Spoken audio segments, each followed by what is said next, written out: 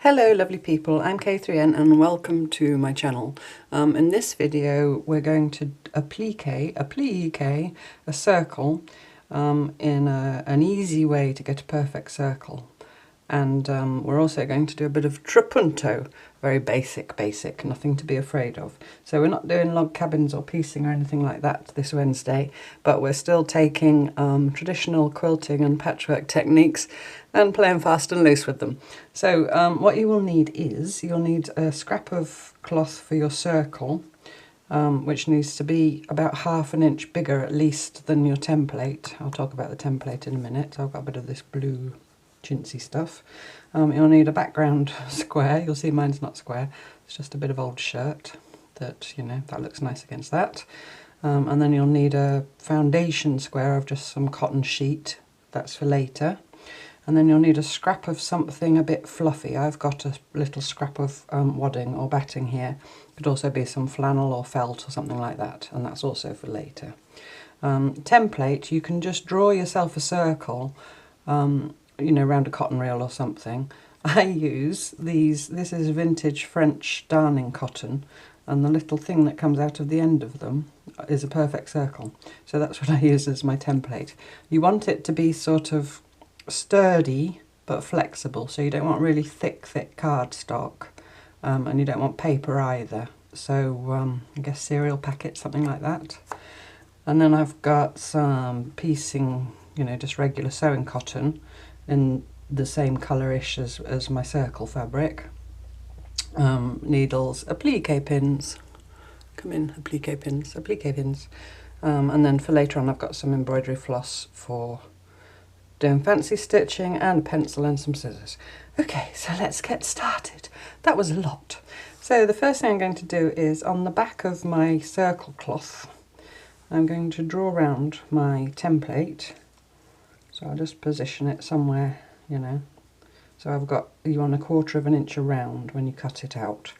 So I'm just going to hold it down there and try and draw around it with this pencil. Yes, it does work. That's lucky because I didn't check it before. Some pencils draw nicely on cloth and some don't. It's a bit blunt, this one, but it doesn't matter. It's doing the job. Keep it still, Catherine, don't let it shift. So just draw around your circle and take the circle off, and then I shall get to the snippy whiskers. I'm going to cut a square first. I just, it's easier to then cut the circle out. So I'm going to go 1/4 inch-ish, just by eye, doesn't matter about being exact, away from that drawn line and cut my way around. And again, your cutting doesn't have to be that super neat either. When cutting, whatever you're cutting, keep your scissors straight and turn the thing you're cutting. Get a smoother line that way. I'm sure you all know that, but say it anyway. So cut that out. There we go. Yeah, so there's my circle. Do I put that in the scraps or not? I think I do. So then I'm going to get my needle threaded with my cotton. I've got a knot in the end. Now we're going to do some gathering up, so you need to make sure that you've got a good knot. What I like to do is do a little back stitch as well, because you don't want it to pull out when you gather. And I'm going to do a running stitch. Hope I'm in the middle and in focus and everything. About halfway round that allowance that around outside the drawn line. Do you see what I mean? So I'm going to, doesn't matter whether you go in or out, it's all going to be hidden. So I'm going to start with the tiniest back stitch just to make sure that thread is really anchored. Like so. And then I'm going to just stitch my way all the way around, just eyeballing somewhere in the region of halfway that, let's call it a seam allowance for the sake of argument. It's not really a seam, but I don't have another word. And I'm making smallish running stitches, just because it's on a curve. But these are functional stitches. Getting a knot in your thread halfway is not handy because then it won't gather.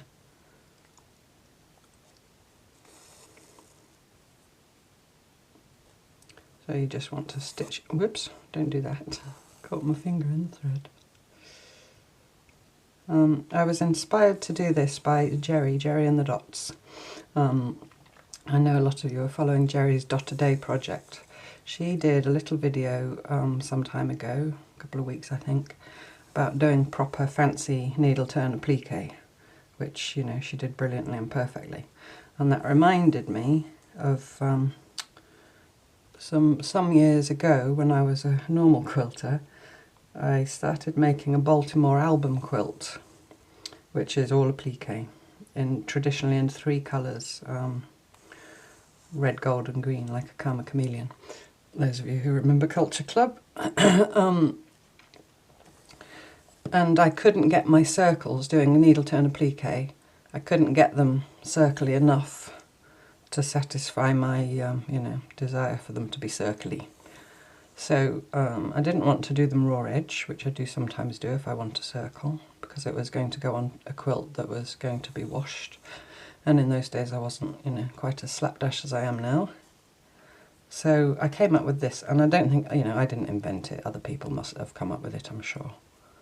But it worked a treat. I think I was also making Suffolk puffs at the same time. And so that made a little connection in my brain.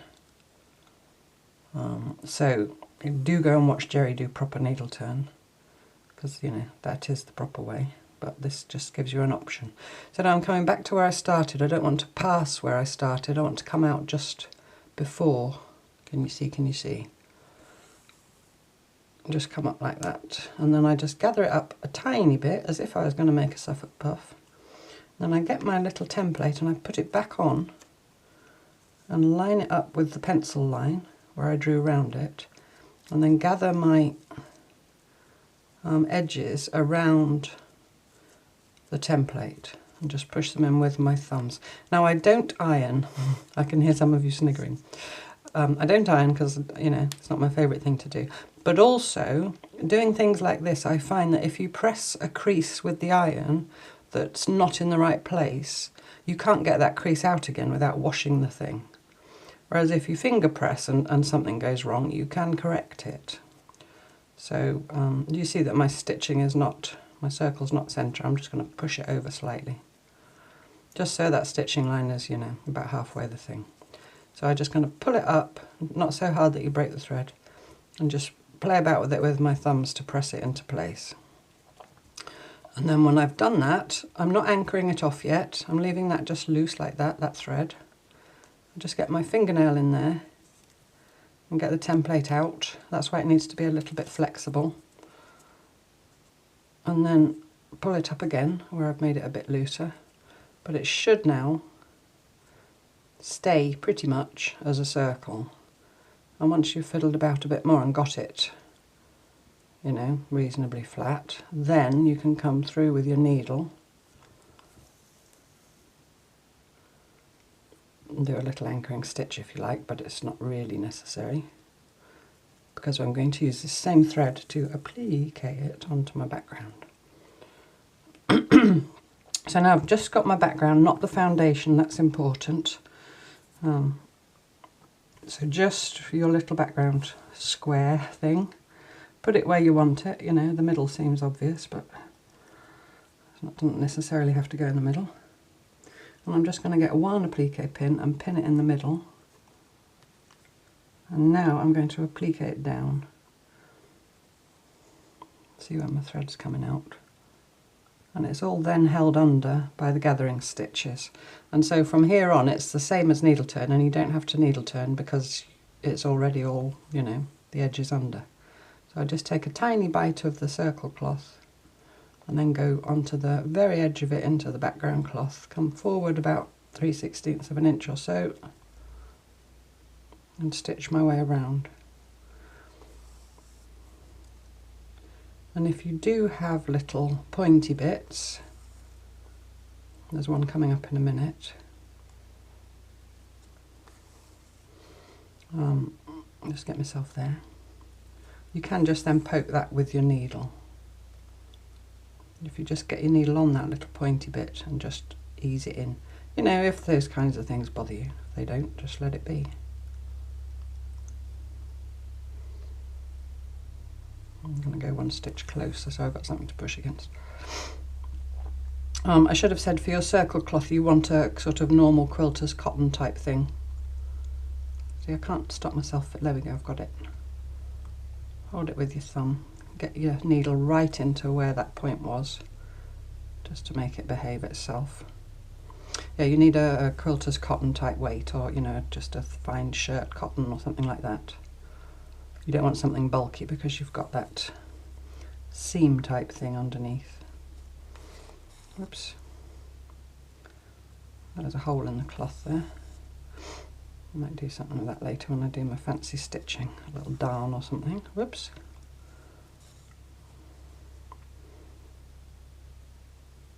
So I'm just whip stitching it on. And you can sit and make these, you know, mass make them if you like doing that kind of thing.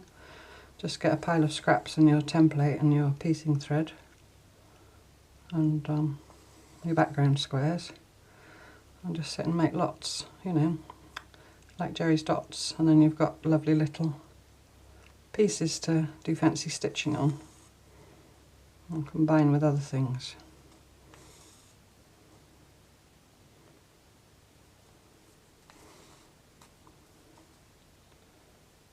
I'm sorry if I'm making you wobble. I hear my pencils rattling in my pencil holder. I'll just push that under.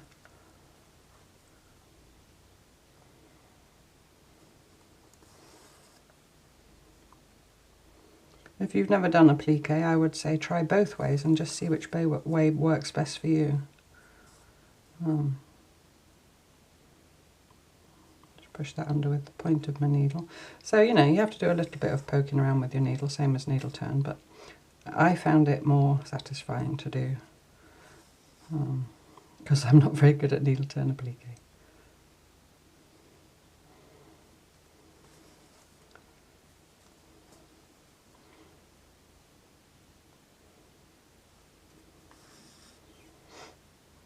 There's a bit of a pointy point there, but I can live with it.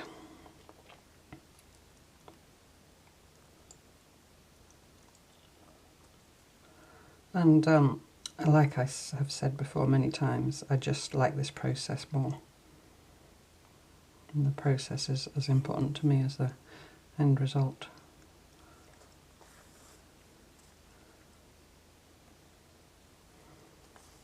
Right, so I'm coming back to the beginning. Give me one more stitch. And then I'm going to just go straight through to the back, get that pin out, don't need that anymore. Oh, this is knotty thread. I think I threaded my needle the wrong way, you know, I put the thread through the wrong way. The pin points out with my thumbnail. So now when I come to the back, I don't want to stitch in there because I'm going to cut that in a minute. I'm going to stitch, do a couple of back stitches just inside where the circle is, just so it doesn't show on the front, just to finish that off and cut it, dear Henry.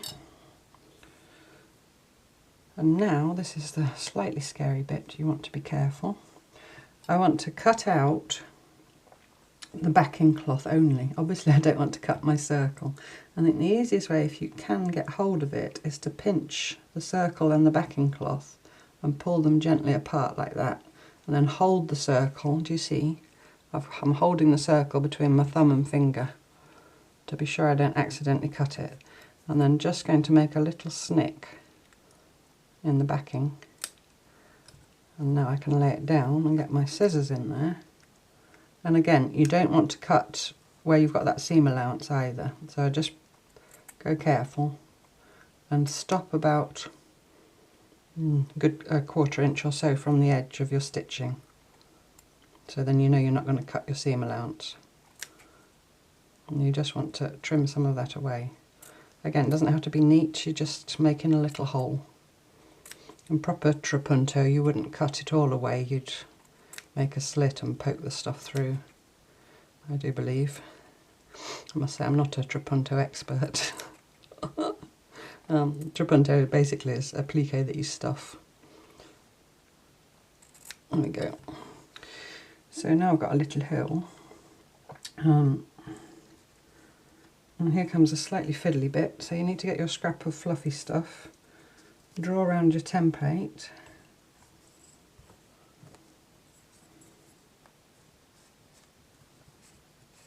and you want this to be smaller than the, smaller than the template, but I just draw around the template to give myself a rough guide. And I should get my non-blunties, because this wadding has got polyester in, I'm pretty sure. And I'm going to cut about 1/8 of an inch inside my drawn line, which is very blurry because the pencil's super blunt.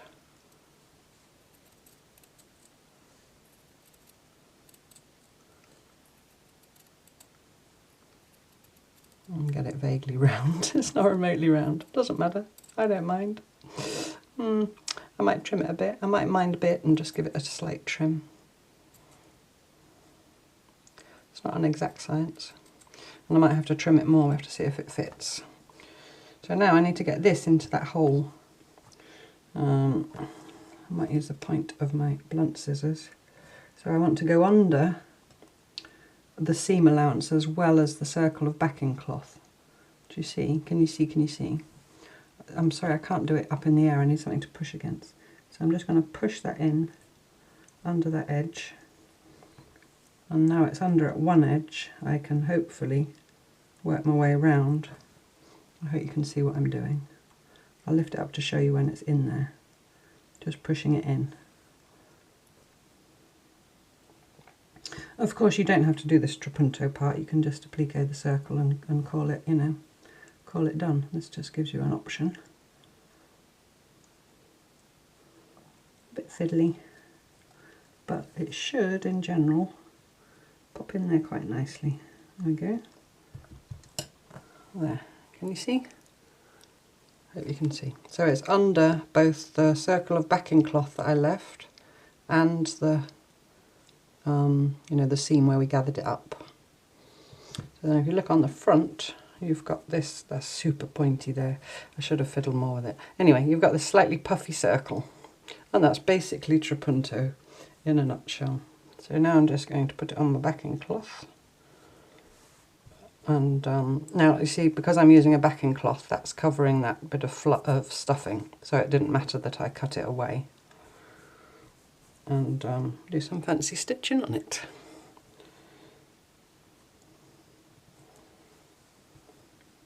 That's a really poor job. I normally do better than that. I don't know why. I'm maybe feeling a little bit rushy because I'm going to go and see my mum in a bit. Making excuses for myself. I usually get a really good circle. I'm not selling this as an idea, am I? You try, I'm sure you'll do a better job than me. The principle is sound, it's the execution that's wanting today. So I've got threaded in my needle two strands of floss, embroidery floss. I wanted to mend that little hole, didn't I? Let's go and do that. I'm going to do a little darn just because it's there, and I like a little darn, as many of you know. I should have stitched around the edge first so I can get the pins away.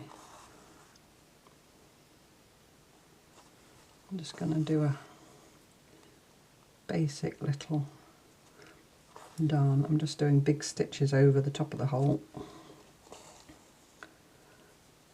And I think I'm going to come back in between those and put in a couple more.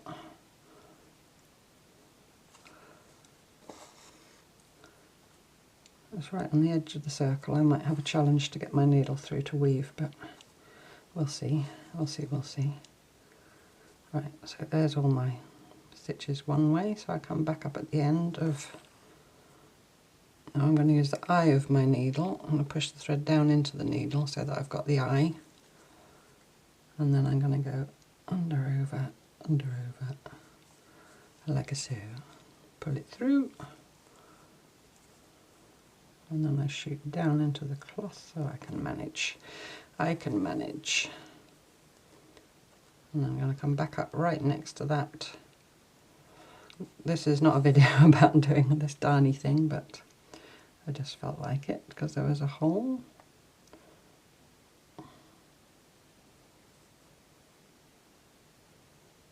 Oops, come on. There we go.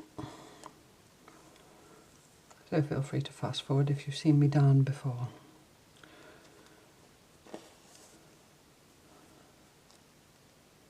So I wonder if any of you are watching Wimbledon. Oh, are there tennis fans out there? Because at the moment there's Wimbledon, and there's also the Euro football going on at the same time.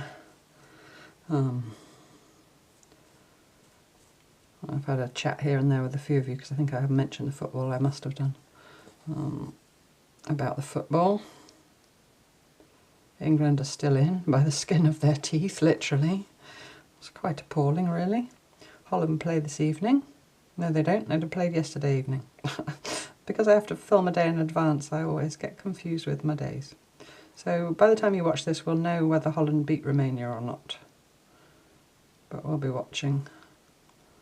And I'm a bit conflicted, because probably around the same time will be Andy Murray at Wimbledon. No, I can't get my needle through. I'll have to come through part way and poke that thread. Where am I now? Over, under.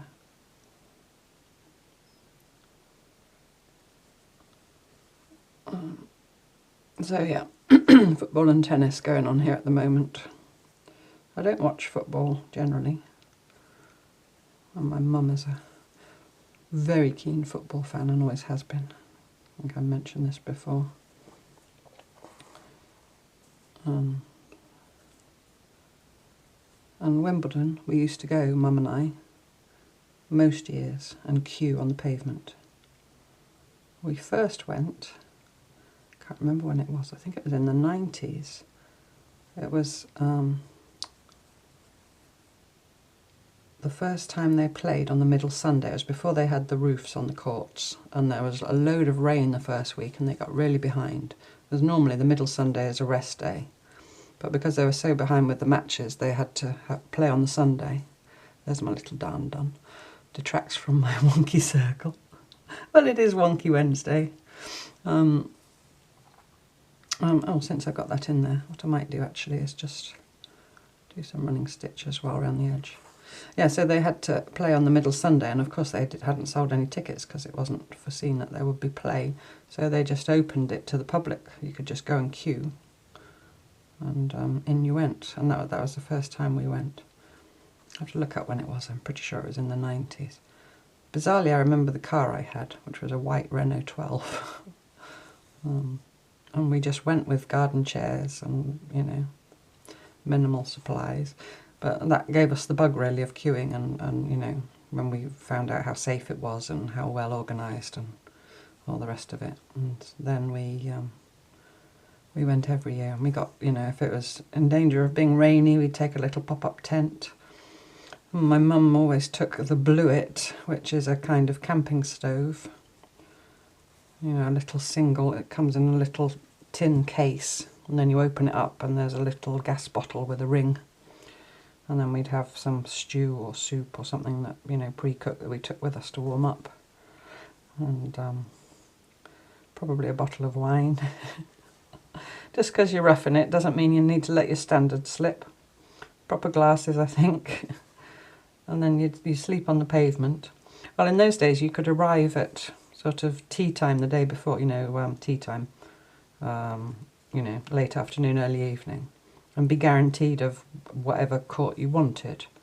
It seems that these days people are getting earlier and earlier, and people are queuing even 2 days before to be sure of a centre court ticket.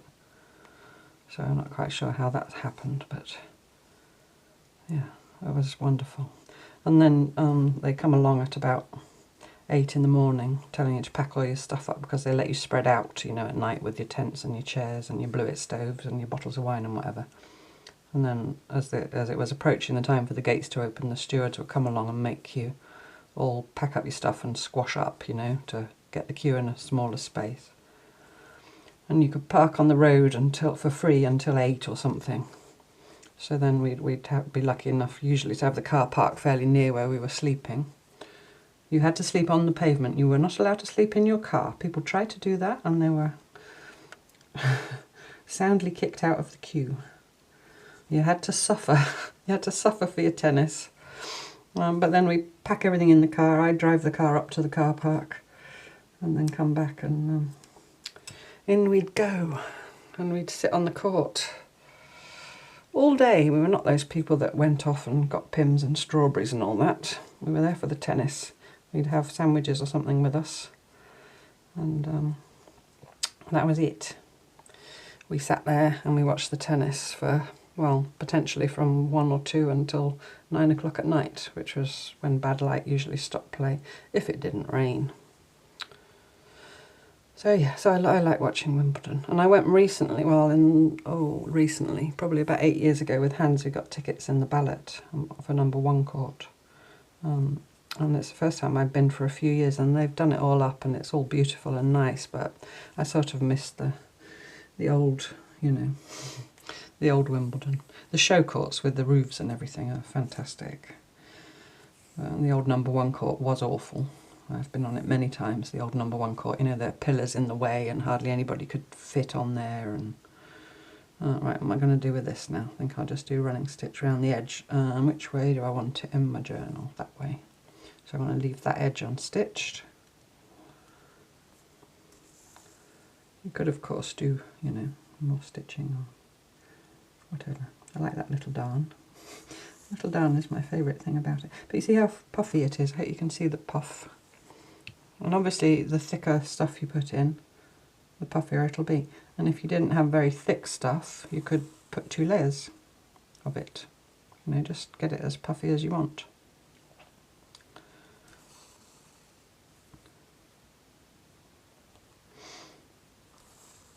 So yeah, so I mean, I do watch other tennis if it's on. Well, I watch Queen's. I like tennis on grass. I'm a tennis purist. I'm not very keen on watching it on hard courts or clay. I like it on grass. Maybe, I don't know if it's because I'm an artist or just because I like the spectacle of Wimbledon where they all wear white and, you know, the green of the grass and the green and purple colours of the Wimbledon brand, and all the Lions people and the ball kids in their smart uniforms, and they always have forces people there, you know, organising the crowd, people from the armed forces. Quite a few of whom I've chatted to over the years. You know, if you go out to the loo and then you come back and you're not allowed back on the court until there's a break in play, so you're there chatting to the armed forces people, or also the Metropolitan Police. I do remember once there was a proper London bobby, we call them, you know, with the dome hat. If you're not English or British, I expect you've seen photos of, you know, the policeman with the big domed hat. And I rather cheekily said to this chap, as a young chap, that I'd always wanted to try and knock off a policeman's helmet. And he said, go for it. So I went like that with my hand. Gosh, those things are hard. It didn't shift a millimetre, and it really hurt my hand.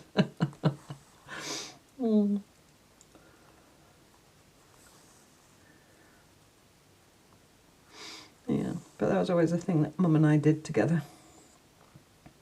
She was always up for it. Well, she'd probably still do it now at 80, whatever she is, if I asked her. She has an adventurous spirit, my mum.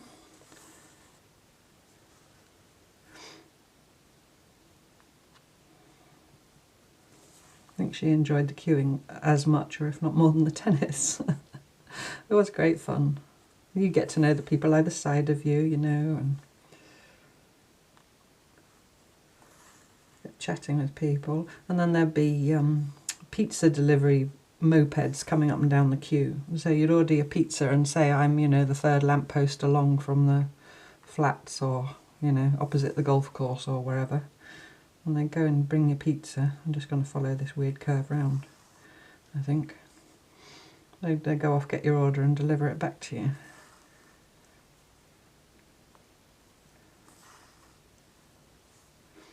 But we always took our own food. Yorkshire, you see. Don't spend your brass if you can get away with it. Brass is Yorkshire slang for money.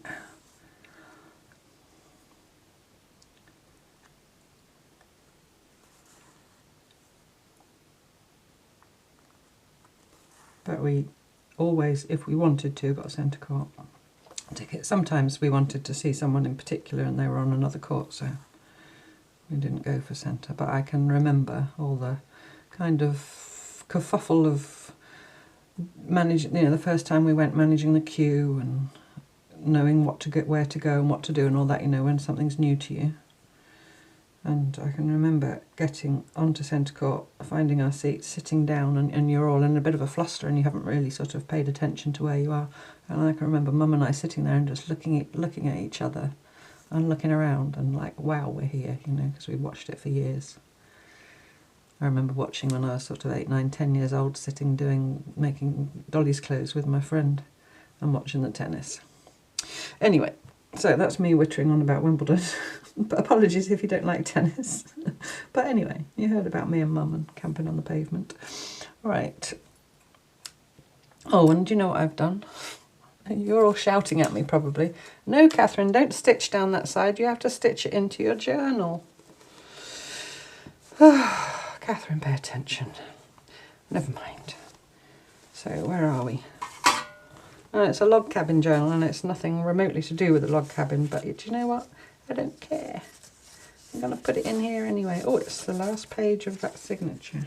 So that, how many signatures did it? Yeah, it's the last page of my third signature. My first signature, and I've got 3. So I'm a third full.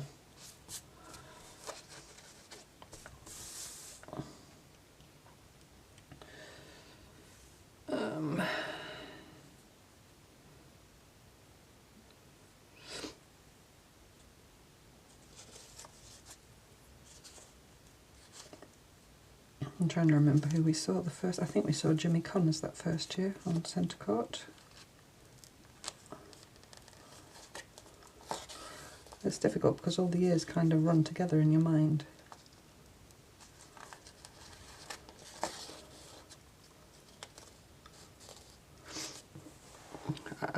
We had tickets one year for in the public ballot, because we always did the public ballot as well. You know, where you put your name in an envelope. Well, it's probably done online these days, I don't know. You used to put your name in an envelope, and we'd do it as we left the grounds, ready for next year. And then they draw your name and tell you what seats you've got, and then it's up to you if you want them or not. Anyway, we were lucky enough, it was the year Venus won. I think it was that 2000? Somewhere around there. It was a ladies' final. We had courtside where the players come out. So if you've watched Wimbledon and you know, as you look at the umpire, we were to the left of him, right on the side of the court, which was not the best seats for seeing the tennis, but you know, Venus walked right past us, and we were cheering for her till we were hoarse. And when she won, she jumped in the air, and all the newspapers had the caption "Venus in orbit," of course they did, and the photo of her jumping in the air, and right there between her feet is me and my mum. I've got a press cutting somewhere, I'll show it to you one day. On the front of the newspapers, or the back, I don't know where they put it. Did they put it on the front? Probably on the sports pages.